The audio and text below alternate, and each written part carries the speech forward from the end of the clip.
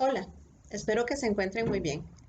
En este video vamos a hablar sobre el capítulo 4, Translating and Language as Discourse, del libro de Hatimi Mason, Discourse and the Translator, del año 1993.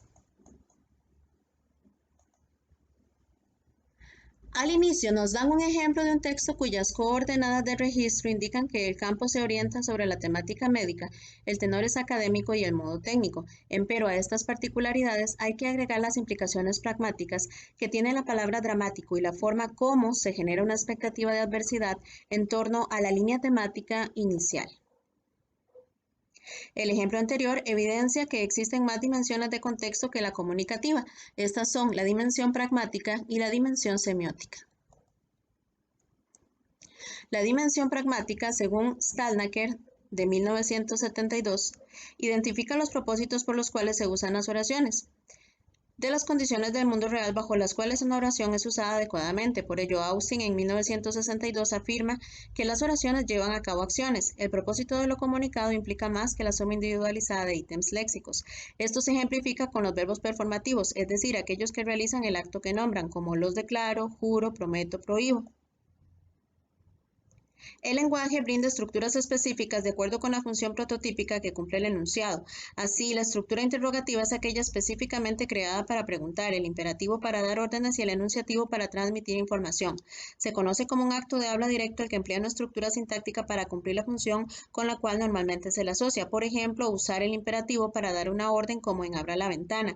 En cambio, un acto de habla indirecto emerge al emplearse una estructura sintáctica para satisfacer una función diferente. Por ejemplo, se puede decir: hoy sí que está haciendo mucho calor, con una intención imperativa, abra la ventana. Austin nos habla de tres tipos de fuerzas. La locutiva aparece cuando transmitimos el enunciado, la ilocutiva son las intenciones y la perlocutiva es el efecto del enunciado en el interlocutor. Entonces, un acto de habla directo es aquel en el que coinciden el aspecto locutivo y el ilocutivo, mientras que el acto de habla indirecto es cuando estos no coinciden. Por su parte, un ejemplo de fuerza perlocutiva exitosa sería que una vez emitido el enunciado sobre el calor que está haciendo, el interlocutor vaya y abra la ventana. La selección de actos de habla directos e indirectos puede estar condicionada por el dialecto o por la lengua que hablamos. Por ejemplo, mientras que en inglés de Estados Unidos sería probable que un hablante solicite la sal con el enunciado "pass me the salt", en inglés británico es mucho más esperable un acto de habla indirecto como "would you mind passing me the salt?". Sin embargo, una solicitud como "can you pass me the salt" no sería exitosa en polaco porque en esa lengua no se interpretaría como solicitud, sino como pregunta. La unión de las fuerzas locutiva y perlocutiva se conoce como acto de habla y codifica tanto la forma como las intenciones del mensaje. Los actos de habla pueden ser representativos si representan el estado de las cosas, como decir, contar; expresivos si manifiesta actitudes como admirar, desaprobar; veredictivo cuando actúan como evaluaciones de una aseveración, como juzgar, estimar; directivo cuando influencian el comportamiento del interlocutor, como en solicitar, pedir, ordenar; compromisorio cuando compromete al hablante, como en prometer o jurar; declarativo cuando el enunciado realiza la acción, como en bendecir, bautizar, declarar; conductivos cuando muestran comportamiento social, como disculparse, maldecir, dar condolencias, entre otros. En traducción, es importante identificar el tipo de acto de cada enunciado e incorporarlo en el texto meta. Además, existen ciertas condiciones que determinan el éxito de un acto de habla. Un enunciado como "the meeting is adjourned" solo será exitoso en una corte si quien lo dice es el juez.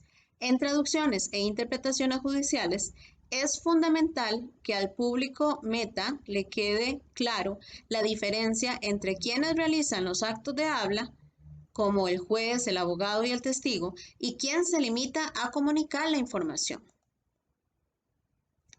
Por otra parte, Grice nos habla de las máximas conversacionales, que son reglas para la comunicación efectiva y eficiente.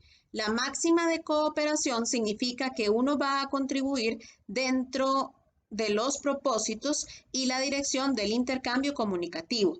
La máxima de cantidad implica que uno va a exponer la información necesaria, ni más ni menos. La máxima de calidad se orienta a que uno va a contribuir con información verdadera. La máxima de pertinencia o de relevancia señala que lo que uno aporta tiene que tener su valor dentro de la temática de la cual se está hablando. Y la máxima de modo o de manera es que hay que ser lo más claro posible. Esto es evitar ambigüedades, ideas inconclusas, desórdenes sintácticos e ideas obscuras. Aquí tenemos un ejemplo en el que se violenta la máxima de relación porque uno de los participantes cambia abruptamente de tema, ante lo cual la otra persona se da cuenta y enfrenta la situación. En síntesis, la pragmática es importante en traducción porque se podría reproducir el acto locutivo, pero fallar en la representación ilocutiva o perlocutiva. Por ejemplo, un fragmento cuyo objetivo es negociar posibilidades, traducido como una simple aseveración, pierde sus intenciones negociadoras. Además, las condiciones de éxito de un texto escrito devienen de la negociación entre el texto y el lector. Por ejemplo, el incorporar honoríficos específicamente usados en una cultura y su explicación puede obedecer a razones pragmáticas, como que se interpreten las condiciones de éxito del enunciado o que se delimite el acto de habla. Por su parte, la dimensión semiótica es aquella que se centra en la interpretación de los signos en su hábitat natural, esto es la sociedad, y el énfasis consiste en cómo se constituyen los signos, que regula su interacción. Con los signos se intercambian significados dentro de una cultura. Los géneros, entendidos como convenciones sobre la forma de los textos, que reflejan funciones y metas de ocasiones sociales particulares, y los propósitos de los participantes pueden orientar las expectativas sobre las decisiones de traducción de determinados signos culturales. Por ejemplo, en una traducción literaria se decidió emplear la palabra abduction para hacer explícito un signo cultural.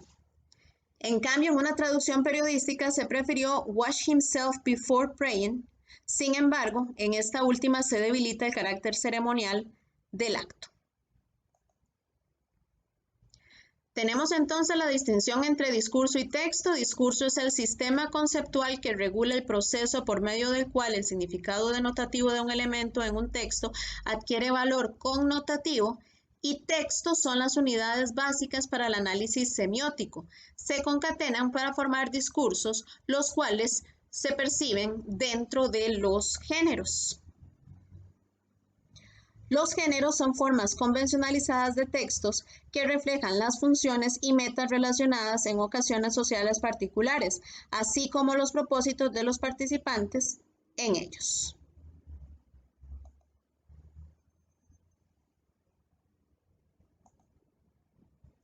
Muchas gracias por su atención. Hasta luego.